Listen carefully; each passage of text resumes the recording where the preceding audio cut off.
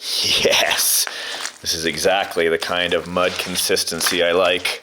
When you're using smaller 124 scale and 118 scale rigs, you have to consider that they're not very heavy. So to make a good consistent mud, depending on where you're at in the world, you know, water goes a long way, and then mixing it together kind of looks like baby poo, even though I'm past that stage of my fatherhood. Alright guys, welcome back to my indoor trail park. This is insane. It is 4 feet wide, 16 feet long, with lots of different obstacles. You guys have seen me change this around before, and everything is laid out for me to do a competition. And I know many people had asked me to bring in the RGT models, which are basically under $100 on Amazon. I'll leave a link in the video description box down below, the video player. And I've had one before. In fact, I used the body in a very popular video I did on my other channel, RC Sparks Studio, about a Toyota with massive tires, and that was the body I had, was from the RGT model. But I digress. I want to unbox the Defender for you today, have a look at it, and give it a whip around on this course and see how it does. Let me cut into you. Always my favorite part of RCing, or one of them I should say, unboxing stuff. I wonder how many people got this for their present this past holiday. Let me see, can I adjust the mirror? I can. That's so cool that it has movable mirrors on there. Okay, of course it's tied in there. The radio is going to be in the box. Hey-o. You guys are probably wondering that I have a 7-year-old son, Morris, who loves to actually play on the back or on the trail course. I was going to say the backyard trail course. He loves that too. But on the indoor trail course here, and he has his own truck. I'll show that to you in the coming days here. It's pretty beefed up. Look at that. That is so sexy. I just got to say that look is just one of my favorite off-road vehicle looks. The Land Rover Defender. Amazing. Except for the gimpy, the little special fin there. So again, it's like really, really light. And look at the bounciness. Like there's no oil in the shocks at all. And if we actually just go ahead and remove these posts, which is not a bad thing. I don't mind that at all. Just kind of, you can adjust the whole platform to your own driving needs and style, right? Now, here's something that we're all going to be kind of shocked about, okay? So, maybe some of us won't be shocked. So here is the beautiful, huge motor on there. That's a nice long can. And then a waterproof ESC, and then a 1-cell Lipo. That's a little bit of a bummer, hey? A 1-cell Lipo, which doesn't give it a lot of power, and it doesn't give it a lot of low speed torque either. And being 520 milliamp hours, not a lot of runtime.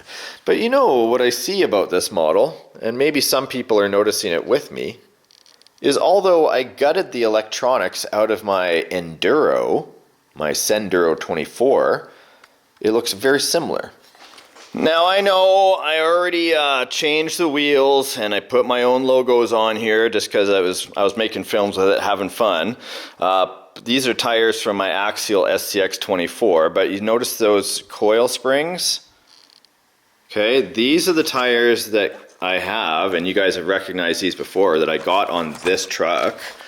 And then when I go ahead and unbox this more expensive, or unlid this, ignore the electronics because that's what I put in there. There's the same long can motor that I took the sticker off of, okay?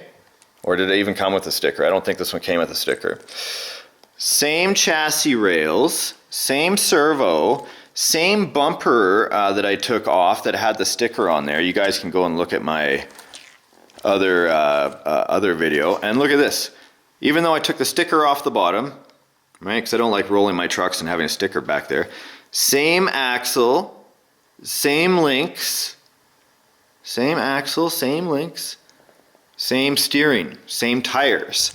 This one was way more expensive than this one. It's almost like, and it's not almost, I don't know 100%, so I know how a lot of this stuff kind of works. And I gotta say that, you know, a lot of companies will just go to other manufacturers and pay to put their brand onto a truck and then charge more. Now, I'm not saying that's what happened in this case, but it kind of looks very similar to that. You know what I'm saying? So make sure you're shopping around. If you're looking at the Enduro Senduro 24 that you really like it, then get it. But also know there's alternatives out there that are very close and you might be able to find a similar body. Just look around, do your research. Came with the same Lipo, came with a very similar ESC. That's why I gutted it, because it just wasn't overall performing the way I thought it could. This one I went with a ridiculous quick run WP1080, which is the waterproof programmable ESC. Put in a 700 milliamp hour life battery with an adapter on there, and away I went. The motor and the servo are still stock. And I stretched the springs on this one so it sat up just a little bit higher, because this one, it really doesn't have a lot of motion here. But enough talking, let's get on course. It even has the same radio as my Enduro did. So if you guys remember that, you go watch that unboxing video right now. I'm pretty sure we're on to something here. All right, guys, here we go. First round, I got 10 gates of never driving this before, wheeling one-handed, using the camera and narrating. In 3, 2, 1, go. These gates are marked 7 inches apart for the 124 scale here. Ooh, I didn't really feel much of a drag brake there. It's performing though. Oh. I'm gonna have to line that up again. Come at it at a different angle. That's much, much better. Oh, over I go. That would be a gate. Let's see if I can move on. And then hop up. Oh, it just doesn't have that extra oomph I'd be looking for from, you know, like a 7.4 volt, where I just need it to help me out with that hole right there. A little bit of extra wheel speed would go a long way. Yeah, up we go. I like the fact that it has lights, and I love the roll cage up top. The tires are nice and soft, so they conform well. Oh, big hole right here if I'm not careful. I gotta back it up. And I position myself to straddle the crevasse. Yep, good. Very light truck, still doing a great job. Ooh, that was some nice driving. Backing it up, going down to 4. Got the C10, the AXiAL SCX24 in the background. I'll leave a link to those in the video description box if you guys are into those. Very hard to get these days. Very popular. Oh, nice hop. Upsy daisy all the way up to the teeter-totter. I'm loving it. Because it's so light, it's not really having an issue traversing some of this terrain. Normally the heavier trucks, will bounce or have a hard time, but these tires, man, for under $100, like this is a huge score, and that's Canadian, I believe. Oh, down I go. That's okay. At least I landed on my roof. I want to try that again, because that's the second time on camera where we've ditched it, but that's quite a drop right here, and it's kind of on an angle. Yeah, can we do this? Sometimes slower is faster. Oh, and sometimes you're going for a tumble no matter what you do. Okay, we'll get down here, see if we can even traverse this whole area, and we can. And then around to the mud pit. Just got to get my way through these gates. If you guys were driving along or making your own gates, I make these out of little skewers and just some tape. And a gate is 5 seconds basically added to your runtime if you guys are doing it. The mud is ready, sir, on your 1-cell Lipo. Come on, buddy! Come on! 1-cell Lipo power. Oh, There's no way. That is toast. It just doesn't have enough oomph, right? That's why I changed to an ESC that could take a 2-cell battery, 7.4 volts. That's kind of what you need if you want any kind of mud. Let's get out the tow rig. Betty! We need a rescue. At least he's got a chain on board. I know, every time it's almost like we don't have a truck that can make it through the mud.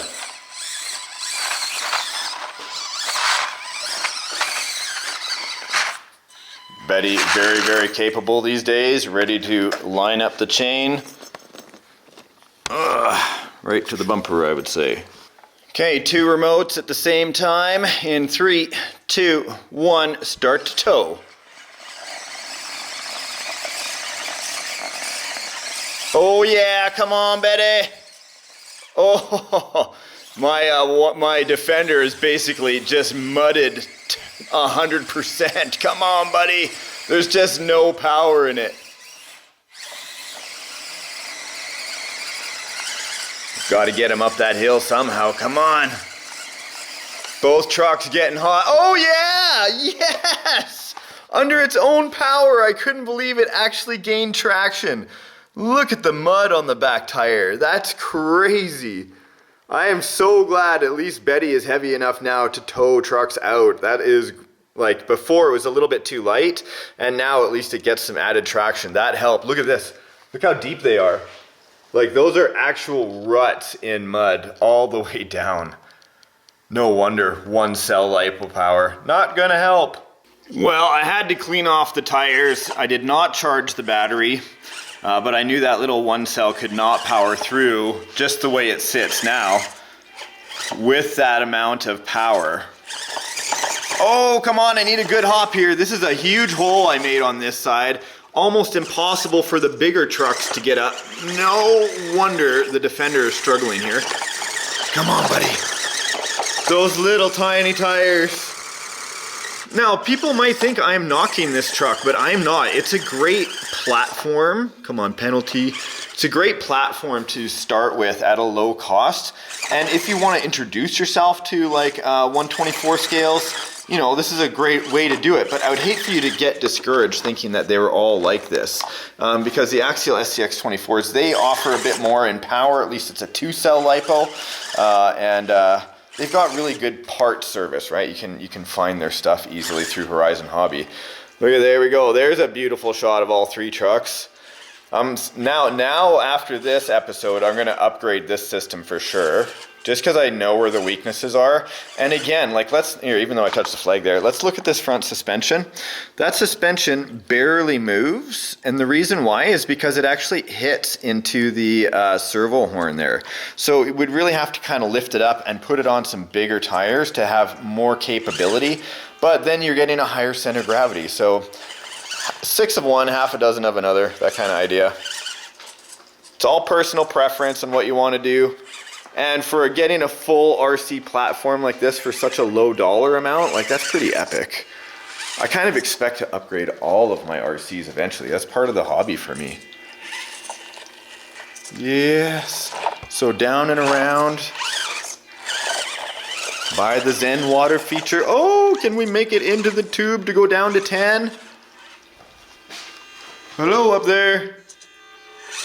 Heck yeah. There it is, guys. Over to the starting gate. Do we do it on 1 charge? Oh, almost.